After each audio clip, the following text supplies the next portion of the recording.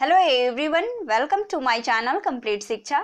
दोस्तों, इस वीडियो में हम लोग 40 क्वेश्चंस का सेट लगाने वाले हैं जो कि आपके बिहार दरोगा मेंस एग्जाम के लिए या फिर आप किसी भी वनडे कॉम्पिटिटिव एग्जाम की तैयारी करते हैं तो उसके लिए सेट लगाना बहुत ही इंपॉर्टेंट होता है। और इसमें जितने भी क्वेश्चंस हैं वो हमने अच्छे लेवल के लिए हैं, वो आपके किसी न किसी एग्जाम में पूछे गए प्रश्न हैं, तो इसलिए आप इस वीडियोज़ को पूरा देखिएगा। तो आज का पहला प्रश्न है, संगम राजवंश के संस्थापक कौन थे? यहाँ सही आंसर हो जाएगा ऑप्शन नंबर डी, हरिहर प्रथम और बुक्का राय प्रथम जो थे ये दोनों संगम राजवंश के संस्थापक माने जाते हैं। संगम राजवंश जो कि विजयनगर साम्राज्य के अधीन एक वंश था। संगम राजवंश विजयनगर साम्राज्य के अधीन एक वंश था, तो आपको याद रखना है। नेक्स्ट क्वेश्चन देखते हैं। नेक्स्ट क्वेश्चन से यहाँ पर बिल्ली नहीं दिल्ली होगा, यहाँ पर टाइपिंग मिस्टेक हो गया है। तो दिल्ली को किस वर्ष में भारत का राजधानी बनाया गया था? तो देखिए, दिल्ली को भारत की राजधानी कब बनाया गया था? 1911 ईस्वी में। यहाँ सही आंसर हो जाएगा ऑप्शन नंबर ए, 1911 ईस्वी में भारत की राजधानी घोषित किया गया था दिल्ली को, जबकि 1912 ईस्वी में ये क्या हुआ था, पूर्ण रूप से भारत की राजधानी बन चुका था दिल्ली। कब? 1912 में स्थानांतरित हो गया था। और इससे पहले कहाँ थी भारत की राजधानी? तो जो ब्रिटिश भारत की राजधानी थी, जब ब्रिटिश लोग यहाँ पर रहते थे तो उनकी जो राजधानी थी, जो भारत की पहले राजधानी थी 1911 से पहले, तो वो थी कलकत्ता। तो आपको ये भी याद रखना है कि इससे पहले कहाँ था, तो कलकत्ता था, और 1911 ईस्वी में भारत की राजधानी दिल्ली को बनाया गया। नेक्स्ट क्वेश्चन देखते हैं। नेक्स्ट क्वेश्चन है यहाँ पर, सेवी की स्थापना किस वर्ष में हुई थी? सेवी, जिसको कि इसका फुल फॉर्म होता है stock exchange board of India, जिसकी स्थापना कब हुई थी? 1988 ईस्वी में 12 अप्रैल को। कब हुआ था? 12 अप्रैल 1988 को सेबी की स्थापना हुई थी। मैंने आपको इंग्लिश में बताया इसका full form stock exchange board of India, Hindi में इसको कहते हैं भारतीय प्रतिभूति और विनिमय बोर्ड। और इसका जो मुख्यालय है वो कहाँ पर है? मुंबई में है। ये काम क्या करता है? तो ये जो है भारत में प्रतिभूति बाजार को नियंत्रित करने का और उसको रेगुलेट मतलब चलाने का काम, नियामक का काम ये संगठन करता है। कौन? SEBI, stock exchange board of India. Next question देख लेते हैं। यहाँ वी नहीं बी होगा, सेबी होगा। नेक्स्ट क्वेश्चन है, अनुच्छेद 324 किससे संबंधित है? अनुच्छेद 324 आपसे पूछा गया है कि किससे संबंधित है, उसका संबंध किससे है? तो इसका सही आंसर हो जाएगा ऑप्शन नंबर सी, भारत निर्वाचन आयोग। भारत निर्वाचन आयोग से संबंधित है अनुच्छेद 324। उसमें क्या है? भारत निर्वाचन आयोग जो वोटिंग ये सब है वो 324 में वर्णित किया गया है संविधान में। संविधान 324 के तहत ही भारत में जो चुनाव होते हैं, चुनाव कराने वाले भारत निर्वाचन आयोग का वर्णन किसमें है? 324 में। तो आपको याद रखना है, जिसके थ्रू चुनाव होता है हमारे देश में उसका वर्णन अनुच्छेद 324 में है संविधान में। अनुच्छेद 352 की बात कर ले तो राष्ट्रीय आपातकाल के बारे में वर्णन किया गया है। कितने में? 352 में। और 343 से लेकर 351 तक किससे? राजभाषा से संबंधित है। नेक्स्ट क्वेश्चंस को देखते हैं। नेक्स्ट क्वेश्चन है यहाँ पर, हीट विकेट किस खेल से संबंधित शब्द है?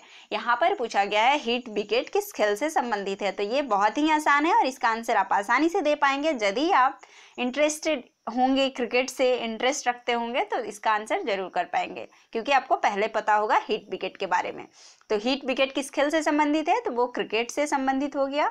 और हीट विकेट में क्या होता है कि जब कोई खिलाड़ी खेल रहा होता है तब वो उसका जो बल्ला होता है जिससे वो खेलता है वो विकेट से हिट करता है, तो उस टाइम वो आउट माना जाता है। तो ये होता है हीट विकेट। तो आपको याद रखना है कि हीट विकेट किससे संबंधित है? क्रिकेट से संबंधित है। और आपको यदि हमारी ये वीडियोस अच्छी लगती है, आपको हमारा मेहनत अच्छा लगता है, तो आप इसे लाइक करें। और यदि हमारे चैनल पर नए हैं तो आप इसे सब्सक्राइब भी कर ले, साथ ही बेल आइकन भी प्रेस कर ले, जिससे कि हम वीडियोस जब भी अपलोड करें आपको उसका नोटिफिकेशन मिल सके और आप इस सेट को पूरा लगा सके। और इसके आप यदि PDF फाइल को डाउनलोड करना चाहते हैं तो आप टेलीग्राम चैनल से जुड़ जाइए, जिसका लिंक आपको डिस्क्रिप्शन में मिल जाएगा। नेक्स्ट क्वेश्चन को देखते हैं। नेक्स्ट क्वेश्चन है, किताबुल हिंद पुस्तक किसके द्वारा लिखी गई है? किताबुल हिंद पुस्तक जो है वो किसके द्वारा लिखी गई है? इसके रचयिता कौन है? तो यहाँ सही आंसर हो जाएगा option number A, Al Biruni. Kitabul Hind, जिसकी हिंदी में ये जो है अरबी में किताबुल हिंद लिखा गया है और इसका जो हिंदी अनुवाद होता है भारत का इतिहास। भारत का इतिहास, किताबुल हिंद का क्या है हिंदी अनुवाद, भारत का इतिहास। तो ये जो थे अल-बरूनी थे, एक अरबी लेखक थे जिसके द्वारा इसमें ये पुस्तक लिखा गया है, कौन सा, किताबुल हिंद। और उसमें क्या बताया गया है, तो भारतीय धर्म के बारे में बताया गया है, यहाँ की दार्शनिकता, त्योहार, खगोल विज्ञान और भारत के रीति रिवाजों के बारे में बताया गया है अल-बरूनी के द्वारा। अल-बरूनी कौन था, तो अल-बरूनी जो था वो मोहम्मद गजनी के साथ भारत आया हुआ था और उसने अपने किताबुल हिंद में भारत के इतिहास के बारे में, रीति रिवाज के बारे में बताया है। तो आपको याद रखना है कि ये एक अरबी लेखक था अल-बरूनी। नेक्स्ट क्वेश्चंस की बात कर ले तो नेक्स्ट क्वेश्चन है, निम्न में से कौन सी प्रार्थना समाज की मांग नहीं थी। प्रार्थना समाज की मांग क्या नहीं थी, मतलब प्रार्थना समाज की स्थापना जो हुई थी, जो कि किसके द्वारा किया गया था, डॉक्टर आत्माराम पांडुरंग के द्वारा किया गया था और 1867 ईस्वी में। ये भी आप याद रखेंगे कि प्रार्थना समाज की स्थापना कब हुई थी, तो 1867 में हुआ था आत्माराम पांडुरंग के द्वारा प्रार्थना समाज। और उसमें कुछ मांगे थी, तो आपसे क्वेश्चंस किया गया है कि कौन सी मांगे नहीं थी। तो देखिए, प्रार्थना समाज में मांगे स्त्री शिक्षा थी ही, विधवा पुनर्विवाह था ही, स्पृश्यता की समाप्ति भी थी, लेकिन उसमें लड़का और लड़कियों के विवाह आयु में वृद्धि के बारे में बात नहीं किया गया था। तो आपका बिल्कुल सही आंसर हो जाएगा ऑप्शन नंबर सी। इस क्वेश्चन का सही आंसर हो जाएगा ऑप्शन नंबर सी, क्योंकि प्रार्थना समाज की मांग लड़के और लड़कियों की विवाह की आयु में वृद्धि करना नहीं था। नेक्स्ट क्वेश्चन की बात कर लेते हैं। नेक्स्ट क्वेश्चन है, सर क्रिक विवाद किन दो देशों के मध्य है। सर क्रिक विवाद जो है वो किन दो देशों के मध्य है, ये आपसे क्वेश्चंस में पूछा गया है। तो सर क्रिक विवाद पहले आपको जानना होगा कि ये क्या है। ये एक जलधारा विवाद है जो कि भारत और पाकिस्तान के बीच में है।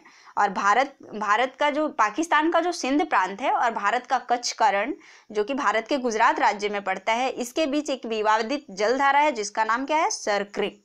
तो सर क्रिक जो है किसके किसके बीच की विवादित जलधारा है, तो भारत और पाकिस्तान के बीच। पाकिस्तान ये दावा करता है कि भारत की सीमा तक जितने सारे भी व्याप्त जलधारा है वो हमारा है, जबकि भारत का कहना है इसमें कि ये जो मुद्दा है ये अब अंतर्राष्ट्रीय नदी तंत्र के अनुसार होना चाहिए। अंतर्राष्ट्रीय नदी तंत्र के अनुसार जो नियम बनाया गया है उसके अनुसार हम इसको मानेंगे। हम कैसे मान लें कि पूरा पाकिस्तान का है, तो इसके अनुसार भारत का कहना है कि भारत के मध्य में, मतलब भारत के बीच जितना भी आया विभाजन के साथ ही जलधारा के आधे भाग पर भी भारत का हक है। तो ये बिल्कुल सही है कि भारत का आधे हक पर जितना दूर तक भारत का हिस्सा है उतना दूर का पानी भारत का होना चाहिए। ये अंतर्राष्ट्रीय जल तंत्र में भी बताया गया है। तो ये है, आपको याद रखना है यहाँ से कि जल क्रिक विवाद जो है वो एक जलधारा का विवाद है और भारत और पाकिस्तान के बीच का विवाद है। नेक्स्ट क्वेश्चन की बात कर ले यहाँ पर। नेक्स्ट क्वेश्चन से, नांगल किसके लिए जाना जाता है। नांगल जो है वो उद्योग के लिए प्रसिद्ध है। तो ये किसके लिए प्रसिद्ध है, कौन से उद्योग के लिए, ये आपसे क्वेश्चंस में पूछा गया है। तो बिल्कुल सही आंसर हो जाएगा उर्वरक। नांगल उर्वरक उद्योग के लिए बहुत ही प्रसिद्ध है। अब नांगल देखिए कहाँ पर है, तो पंजाब के रूपनगर जिले में स्थित है। नांगल भारत सरकार के द्वारा निर्मित किया गया है। भारत सरकार के NFL जो है, नेशनल फर्टिलाइजर्स लिमिटेड के अंतर्गत एक उर्वरक परिसर है, उर्वरक कारखाना है कह सकते हैं आप इसको। तो ये कहाँ पर है, नांगल, तो ये पंजाब प्रांत में है, जो कि यूरिया बनता है, वहाँ पर यूरिया का उत्पादन किया जाता है। कहाँ पर, नांगल में। तो ये उर्वरक बनाने वाली एक कंपनी है जो भारत सरकार का NFL है, नेशनल फर्टिलाइजर्स लिमिटेड के अंतर्गत काम करती है। नेक्स्ट क्वेश्चन की बात कर ले। नेक्स्ट क्वेश्चन है यहाँ पर, रुक्मिणी देवी अरुंडेल किससे जुड़ी हुई हैं। रुक्मिणी देवी अरुंडेल जो है, यदि आप जानते होंगे तो ये किससे जुड़ी हुई हैं, तो ये है शास्त्रीय नृत्य से जुड़ी हुई हैं। जो कौन सा नृत्य है, भरतनाट्यम। तो बिल्कुल सही आंसर हो जाएगा ऑप्शन नंबर बी, रुक्मिणी देवी अरुंडेल जो कि भरतनाट्यम से जुड़ी हुई हैं। और मैं आपसे माफ़ी चाहती हूँ क्योंकि जो मैंने इससे पहले वाला सेट दिया था उसमें क्वेश्चन नंबर 12 में जो पूछा था कि ये हर्षवर्धन की राजधानी कहाँ है, तो वो मैंने वहाँ पर गलती से उज्जैन कहा था, वहाँ आपका सही आंसर हो जाएगा कन्नौज। तो आप इसको सही कर लेंगे। यदि आप इस वीडियोस को देख रहे हैं तो आप पीछे वाले वीडियोस को देख करके यदि आप देखे होंगे तो आपको पता होगा कि हर्षवर्धन ने अपनी राजधानी थानेसर से कहाँ कर लिया था, कन्नौज कर लिया था। तो आप इसे याद रखेंगे। नेक्स्ट क्वेश्चन देख लेते हैं। नेक्स्ट क्वेश्चन है, प्रथम फिल्म फेयर अवार्ड में किस अभिनेता ने सर्वश्रेष्ठ अभिनेता का अवार्ड जीता था? प्रथम फिल्म फेयर अवार्ड जो कि कब हुआ था? तो ये आपका हुआ था 12 मार्च 1954 में हुआ था। कब हुआ था? 12 मार्च 1954 में पहला फिल्म फेयर अवार्ड हुआ था। और इसमें सर्वश्रेष्ठ अभिनेता का अवार्ड किसे मिला था, ये आपसे पूछा गया है। तो यहाँ सही आंसर हो जाएगा option number C, Dilip Kumar को सर्वश्रेष्ठ अभिनेता का अवार्ड मिला था। और उन्होंने मतलब किस फिल्म में अपना जो योगदान दिया था उसके लिए उनको मिला था? तो उन्होंने दाग फिल्म में जो शंकर का किरदार निभाया था, इसके लिए उन्हें सर्वश्रेष्ठ अभिनेता का आविष्कार पहले फिल्म फेयर अवार्ड जो कि 1954 में आयोजित किया गया था मुंबई के मेट्रो थिएटर में, तो सबसे पहले किसको मिला था? दिलीप कुमार को सर्वश्रेष्ठ अभिनेता का पुरस्कार मिला था। नेक्स्ट क्वेश्चन की बात कर ले यहाँ पर। नेक्स्ट क्वेश्चन है, कर्मा नृत्य किस राज्य से संबंधित है? तो कर्मा जो नृत्य होता है वो किस राज्य से संबंधित है? सही आंसर हो जाएगा option number D, Madhya Pradesh से। कर्मा नृत्य जो है वो कहाँ पर होता है? तो मध्य प्रदेश राज्य का एक लोक नृत्य है, तो आप इसे याद रखेंगे। नेक्स्ट क्वेश्चन की बात कर ले। नेक्स्ट क्वेश्चन है, मधुमेह होने का कारण है, मतलब मधुमेह जिसको आप इंग्लिश में बोलते हैं डायबिटीज, तो डायबिटीज किसके कारण होता है? तो यहाँ पर सही आंसर आपका हो जाएगा ऑप्शन नंबर बी, इंसुलिन की कमी। हमारे शरीर में इंसुलिन की कमी होती है तब हमें कौन सा बीमारी हो जाता है? डायबिटीज नामक बीमारी हो जाती है, जिसको आप हिंदी में मधुमेह कहते हैं। और इंसुलिन हार्मोन जो है वो कहाँ से निकलता है? तो हमारे अंगनाशय से निकलता है। और ये जब कम मात्रा में निकलता है तो हमें मधुमेह होती है, लेकिन जब ये अत्यधिक मात्रा में निकलता है तो इससे क्या होता है? तो इससे हाइपोग्लाइसीमिया नामक बीमारी हो जाती है, हाइपोग्लाइसीमिया। तो आप इसे भी याद रखेंगे, ज़्यादा होता है तो हाइपोग्लाइसीमिया, कम होता है तो मधुमेह डायबिटीज हो जाता है। इसमें क्या होता है कि जो ब्लड होता है उसमें शर्करा की मात्रा जो होती है इंसुलिन के वजह से नियंत्रित किया जाता है, नियमित किया जाता है। और जब कमी हो जाती है तो ये बढ़ जाती है। तो क्या हो जाता है? जब बढ़ता है तो हाइपोग्लाइसीमिया होता है, कम होता है तो क्या होता है? तो डायबिटीज हो जाती है। तो आप इस दोनों को याद रखेंगे। नेक्स्ट क्वेश्चन देखते हैं।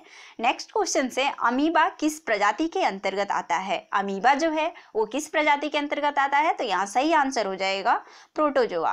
अमीबा जो है वो एक कोशिकीय जीव होता है, तो आप इसे भी याद रखेंगे। और किस प्रजाति के अंतर्गत आता है? तो वो एक प्रोटोजोआ होता है। अमीबा जो होता है वो एक प्रोटोजोआ होता है।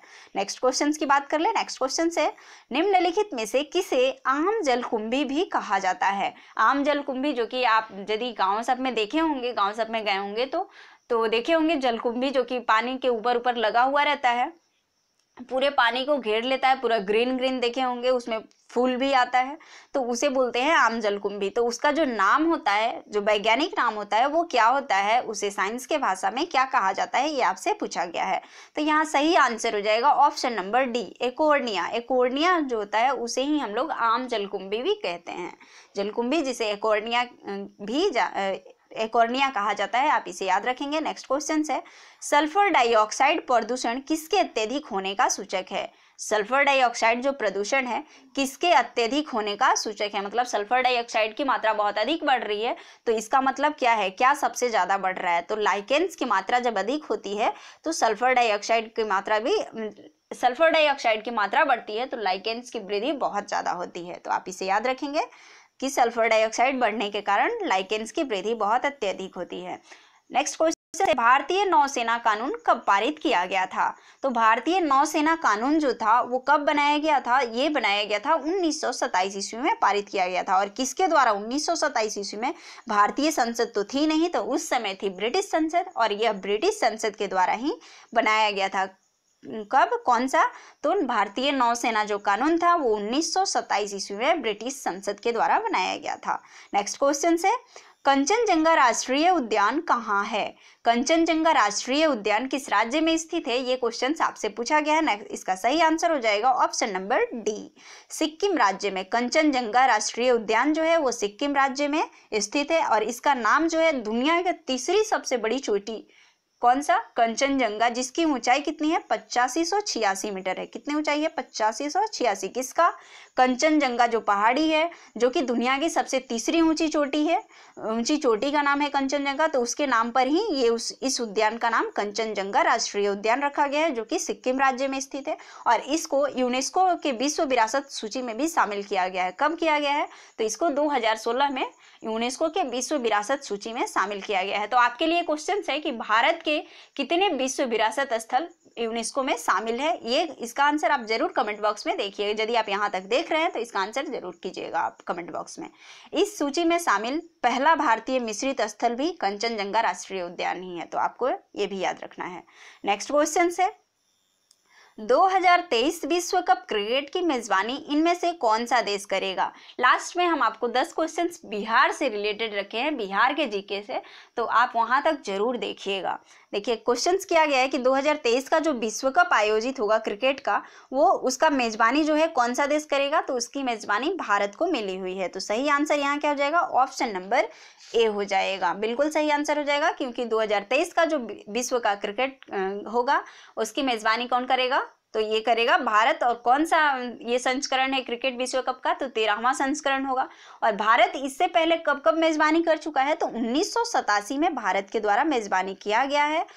उसके बाद 1996 में भारत मेजबानी किया है क्रिकेट विश्व कप का। उसके बाद 2011 में, और 2011 के बाद अब 2023 में क्रिकेट की मेजबानी करेगा। तो ये चौथी बार भारत के द्वारा विश्व कप का मेजबानी किया जाएगा। नेक्स्ट क्वेश्चन की बात कर ले। नेक्स्ट क्वेश्चन है यस बैंक का मुख्यालय कहाँ है? इस बैंक का मुख्यालय कहाँ है? तो इसका सही आंसर हो जाएगा option number B, Mumbai Maharashtra, जो कि महाराष्ट्र राज्य में स्थित है मुंबई। तो यस बैंक का मुख्यालय कहाँ है? मुंबई में स्थित है। अब इसकी स्थापना कब हुई थी यस बैंक का? तो 2004 में इसकी स्थापना की गई थी, जो कि भारत का चौथा प्राइवेट सेक्टर का ये कंपनी है, बैंक है, सॉरी बैंक है ये। यस बैंक जो है ये प्राइवेट सेक्टर का चौथा सबसे बड़ा निजी क्षेत्र का एक बैंक है। अब कुछ और भी बैंकों की बात कर ले जिसकी जो मुख्यालय है मुंबई में है। तो देखिए किसका किसका मुख्यालय मुंबई में है? बैंक ऑफ इंडिया का मुख्यालय मुंबई में है, सेंट्रल बैंक ऑफ इंडिया का भी मुख्यालय मुंबई में ही है, IDBI बैंक का मुख्यालय मुंबई में है, स्टेट बैंक ऑफ इंडिया का भी मुख्यालय मुंबई में ही है, यूनियन बैंक का भी मुख्यालय आपका मुंबई में ही है। तो आप इसे भी याद रखेंगे। नेक्स्ट क्वेश्चन की बात कर ले। नेक्स्ट क्वेश्चन है भारत का रॉकेट पैड कौन सा है? रॉकेट ये होता है जहां से रॉकेट को छोड़ा जाता है, जहां से मतलब उसको छोड़ा जाता है अंतरिक्ष के लिए। तो ये रॉकेट पैड जो है वो भारत का कहाँ कहाँ पर स्थित है, कहाँ है, कौन सा है? तो यहाँ पर सही आंसर हो जाएगा श्रीहरिकोटा, तिरुवनंतपुरम और उड़ीसा। यहाँ तीनों बिल्कुल सही आंसर हो जाएगा, उपरोक्त सभी। तो भारत का रॉकेट पैड श्रीहरिकोटा जो कि आंध्र प्रदेश राज्य में स्थित है, तिरुवनंतपुरम जो कि केरल राज्य में स्थित है, और उड़ीसा में भी है एक बालासोर में, उड़ीसा के बालासोर में स्थित है भारत का rocket pad, rocket launch pad. Next question की बात कर ले। नेक्स्ट क्वेश्चन है विश्व का पहला कैशलेस देश कौन सा है? कैशलेस, कैशलेस का मतलब कैशलेस होगा यहाँ पर, सॉरी टाइपिंग मिस्टेक है, तो आप समझेंगे इसे। विश्व का पहला कैशलेस देश कौन सा है? तो यहाँ कैशलेस देश हो जाएगा ऑप्शन नंबर सी, स्वीडन हो जाएगा। स्वीडन जो है विश्व का पहला कैशलेस देश है। वहां पर कैश की कोई ज़रूरत नहीं होती है, वहाँ पर सामान भी लोग लेते हैं तो डिजिटली रूप से ही पे करते हैं। तो स्वीडन में सिर्फ जो 15% की जो लेन देन होती है वही सिर्फ नकदी पैसों से, मतलब कैश से किया जाता है। बाकी जो होता है, बाकी का 85% जो है वो कैशलेस है। तो इसलिए विश्व का पहला कैशलेस देश स्वीडन है। नेक्स्ट क्वेश्चन की बात कर ले। नेक्स्ट क्वेश्चन है कार्बन में उपस्थित इलेक्ट्रॉनों की संख्या कितनी है? कार्बन में कितने इलेक्ट्रॉन स्थित होते हैं? तो यहाँ बिल्कुल सही आंसर हो जाएगा option number 6, option number C हो जाएगा सही आंसर, क्योंकि कार्बन में जो इलेक्ट्रॉन उपस्थित होते हैं वो 6 होते हैं। क्यों?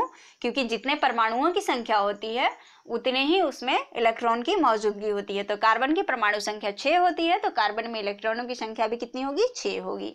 कार्बन के बाहरी कक्षा में इलेक्ट्रॉनों की बात कर ले तो 4 इलेक्ट्रॉन होते हैं जो कि संयोजकता में भाग लेते हैं, बंधन बनाने में भाग लेते हैं, और ये इलेक्ट्रॉन बंध बनाने में भी भाग लेते हैं। तो आपको ये भी याद रखना है। नेक्स्ट क्वेश्चन की बात कर ले। नेक्स्ट क्वेश्चन है जब अम्ल को संकेतक मिथाइल ऑरेंज में मिलाया जाता है तो रंग क्या होगा?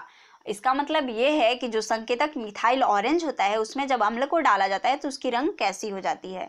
तो यहाँ ऑप्शन नंबर सी बिल्कुल सही हो जाएगा, लाल रंग शो करता है। जब अम्ल को संकेतक जो है संकेतक के रूप में मिथाइल ऑरेंज को यूज किया जाता है तो उसमें जब डाला जाता है तो अम्ल किस रंग को प्रदर्शित करता है, लाल रंग को। अब मिथाइल ऑरेंज क्या है, तो मिथाइल ऑरेंज जो है जो कि पावर पीएच फैक्टर को इंडिकेट करने का काम करता है। पीएच फैक्टर बताता है कि किसका 7 से ज़्यादा है तो ये अम्ल है, तो उसके लिए अलग रंग को प्रदर्शित करता है।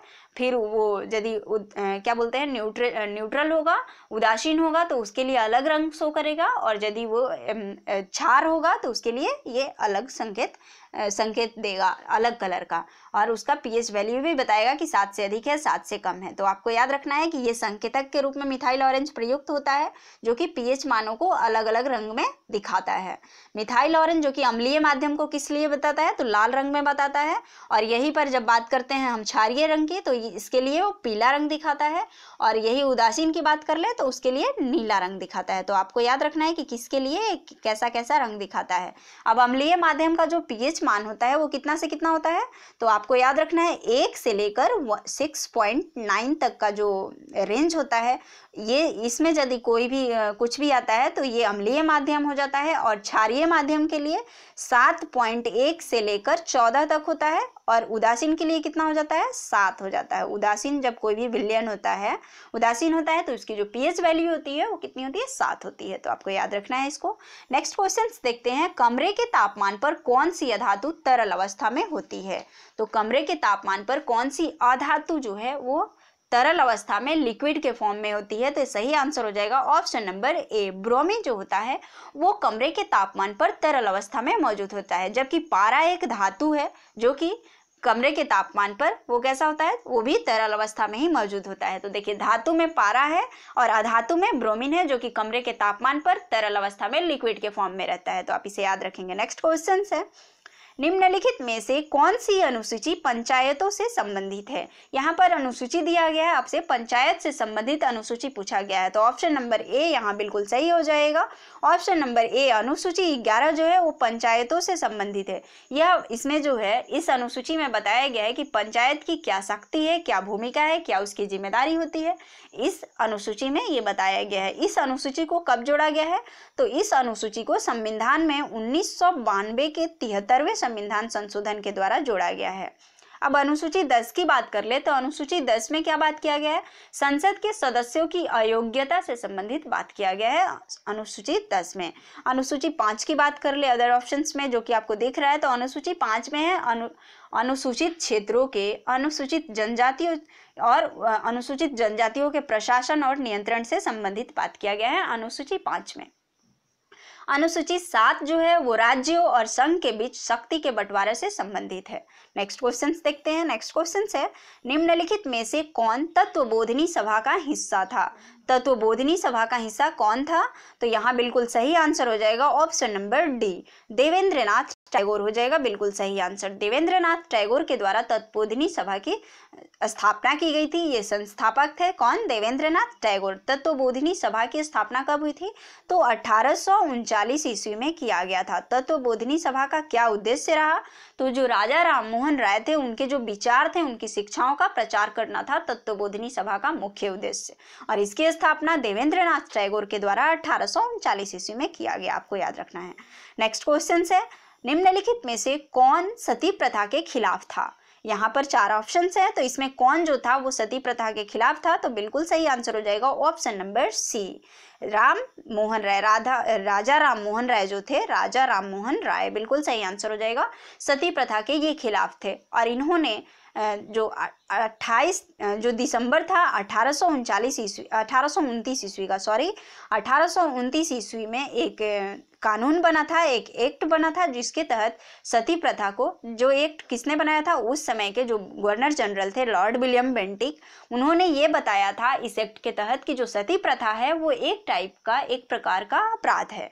सती प्रथा क्या था, तो सती प्रथा एक ऐसी कुप्रथा थी जिसमें कोई विधवा महिला जब वो विधवा हो जाती थी, उसके पति के मृत्यु के बाद उसे पति की चिता के साथ ही जिंदा जलाया जाता था, ये थी सती प्रथा। तो इसके खिलाफ थे कौन, तो राजा राम मोहन राय बिल्कुल ही इसके खिलाफ थे। और इसको अपराध कब घोषित किया गया था? तो 1829 ईस्वी के एक एक्ट के द्वारा किया गया था, जिसको कि उस समय के governor general Lord William Bentinck के द्वारा लाया गया था। अदर ऑप्शंस की बात करें तो रविंद्रनाथ टैगोर के द्वारा हमारे देश के राष्ट्रगान जन गण मन की क्या की गई है? स्थापना की गई है, रचना की गई है। इनके द्वारा ही, टैगोर के द्वारा हमारे राष्ट्रगान की रचना की गई है। फिर देखिए यहाँ पर दयानंद सरस्वती के द्वारा आर्य समाज की स्थापना की गई है। आर्य समाज की स्थापना इन्होंने किया है। और केशव चंद्र सेन जो हैं वो भारतीय एक बंगाली दार्शनिक थे और एक समाज सुधारक भी थे, तो आप इनको भी याद रखेंगे। नेक्स्ट क्वेश्चन देखते हैं।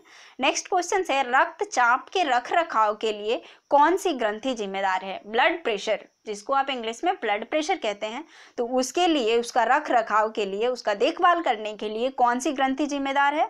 तो यहाँ बिल्कुल सही आंसर हो जाएगा option number B. Blood pressure का जो ब्लड प्रेशर, हार्ट का जो धड़कन होता है, इन सभी को कंट्रोल कौन करता है? तो एड्रिनल ग्लैंड जो होता है, इसको हिंदी में अधिवृक्क कहते हैं और इंग्लिश में एड्रिनल ग्लैंड कहते हैं। तो एड्रिनल ग्लैंड इसके लिए जिम्मेदार होता है।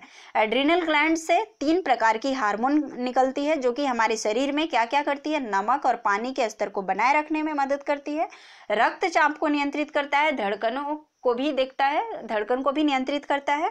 तो ये किसके द्वारा किया जाता है? तो अधिवृक्क ग्रंथि के द्वारा किया जाता है। अधिवृक्क ग्रंथि, जिसको इंग्लिश में याद रखेंगे आप, तो ये किसके लिए है? तो एड्रिनल ग्लैंड कहते हैं और ये रक्तचाप को नियंत्रित करता है। नेक्स्ट क्वेश्चन की बात कर ले। ताडोबा अंधारी टाइगर रिजर्व किस राज्य में है? ताडोबा अंधारी जो टाइगर रिजर्व है ये किस राज्य में है? तो महाराष्ट्र राज्य में स्थित है। सही आंसर ऑप्शन नंबर बिल्कुल डी सही हो जाएगा।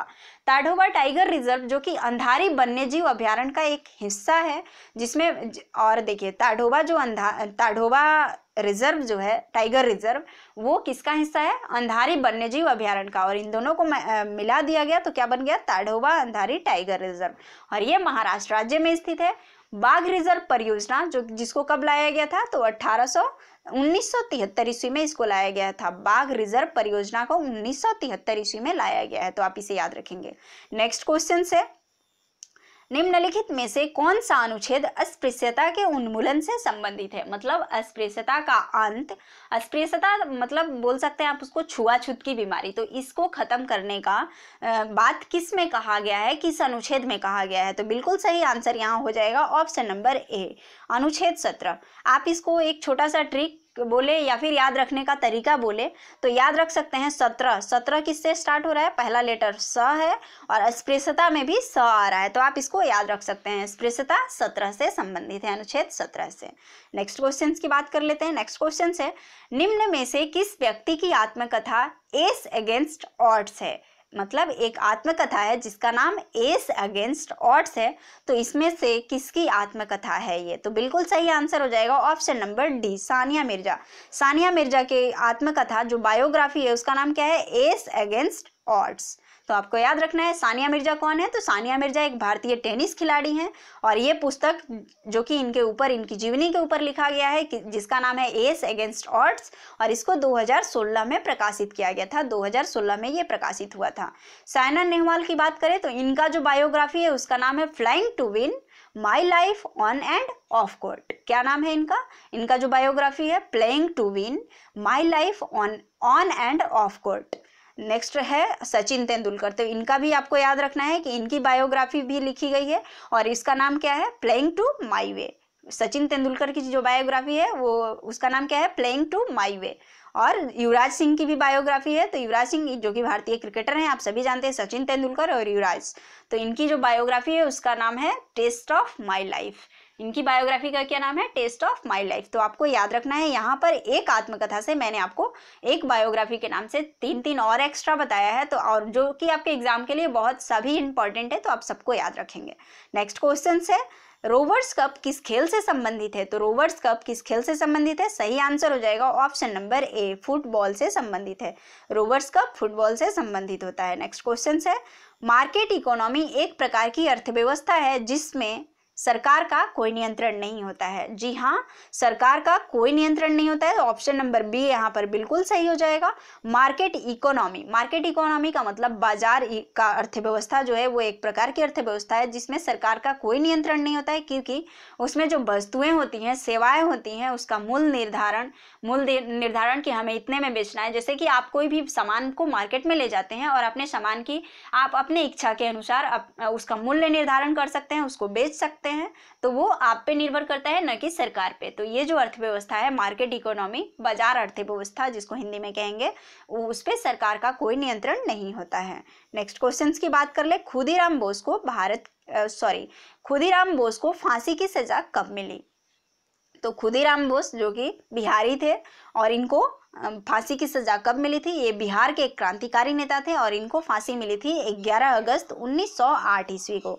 ऑप्शन नंबर बी बिल्कुल यहाँ पर सही हो जाएगा। ये एक बिहार के क्रांतिकारी नेता थे जिनको फांसी मिली थी 11 अगस्त 1908 को। नेक्स्ट क्वेश्चन की बात कर ले। नेक्स्ट क्वेश्चन है, भारत में अनुशीलन समिति की शाखा किसने स्थापित की थी? अनुशीलन समिति की सभा जो थी वो किसके द्वारा स्थापित किया गया था? तो यहाँ बिल्कुल सही आंसर हो जाएगा क्या? सचिंद्रनाथ सन्याल। ऑप्शन नंबर ए बिल्कुल राइट हो जाएगा। पटना में जो अनुशीलन समिति थी, पटना में अनुशीलन समिति की स्थापना सचिंद्रनाथ सन्याल के द्वारा किया गया था। नेक्स्ट क्वेश्चन की बात कर ले। नेक्स्ट क्वेश्चन है, बिहार विधान परिषद का गठन कब हुआ था? तो आप यदि बिहार का एग्जाम दे रहे हैं तो आपसे बिहार से रिलेटेड जीके पूछा ही जाएगा, रहता ही है, एग्जाम में देखने को मिलता है। तो इसलिए आप इस जो लास्ट में जो क्वेश्चन है उसे भी आप जरूर से जरूर लगाएं और याद भी रखें। यदि आपको याद नहीं है तो आप उसे याद करें। तो बिहार विधान परिषद का गठन कब किया गया था? तो 28 मार्च 1936 को किया गया था। ऑप्शन नंबर ए बिल्कुल राइट हो जाएगा, 28 मार्च 1936। और आपको यहाँ से एक और याद रख लेना है कि 1936 ईस्वी में ही बिहार जो था उड़ीसा से अलग हुआ था। बिहार उड़ीसा से अलग हुआ था कब? 1936 ईस्वी में। नेक्स्ट क्वेश्चन की बात कर ले। नेक्स्ट क्वेश्चन है, बिहार में किस वर्ष प्रथम चीनी मिल लगाई गई थी? चीनी मिल बिहार में कब लगाया गया था सबसे पहले? तो ये लगाया गया था वर्ष 1904 में। 1904 में पहला चीनी मिल बिहार में लगाया गया था। अब चीनी मिल की बात करें तो बिहार में कब लगाया? 1904 में। इसका मतलब ये हुआ कि बिहार और उत्तर प्रदेश में ईख का उत्पादन बहुत ज़्यादा मात्रा में होने के कारण इन दोनों राज्यों में सबसे ज़्यादा चीनी मिल भारत में पाया जाता है, जो कि बिहार में कब बनाया गया था? तो 1904 ईस्वी में। वर्तमान समय में अभी बिल्कुल ही कम हो गया, ना के बराबर, मतलब बंद ही हो गया है, क्योंकि उत्पादन खत्म हो गया है ईख का। नेक्स्ट क्वेश्चन है, मानसून जब आता है तो आर्द्रता पर क्या प्रभाव पड़ता है? मानसून जब आता है, जब बारिश होती है तो आर्द्रता पर क्या प्रभाव पड़ता है? तो ये आप सभी बता सकते हैं कि आर्द्रता क्या होता है? बढ़ जाता है उस समय। तो सही आंसर ऑप्शन नंबर बी बिल्कुल यहाँ सही हो जाएगा। तो ऑप्शन नंबर बी बिल्कुल सही है। जब मानसून आता है तो आर्द्रता जो ह्यूमिडिटी होती है वो क्या होता है? बढ़ जाता है। नेक्स्ट क्वेश्चन की बात कर ले। काकोलत जलप्रपात बिहार के किस जिले में स्थित है? काकोलत जलप्रपात जो है वो बिहार के किस जिले में स्थित है? तो यहाँ बिल्कुल सही आंसर हो जाएगा option number B, Nawada. Nawada में क्या है? काकोलत जलप्रपात स्थित है। किस जिले में है? तो काकोलत जलप्रपात जो है बिहार के नवादा जिले में स्थित है। तो आप इसे याद रखेंगे। तो आज के लिए बस इतना ही। और आपको ये यदि हमारी वीडियोस अच्छी लगती है तो आप इसे लाइक करें और ज़्यादा से ज़्यादा लोगों के साथ शेयर करें, जो कि बिहार के जो भी आपके फ्रेंड हैं, यदि वो तैयारी कर रहे हैं तो आप उनके साथ शेयर जरूर करें। आपको यदि अच्छा लगता है तो आप इसे लाइक भी कर दें। Thank you.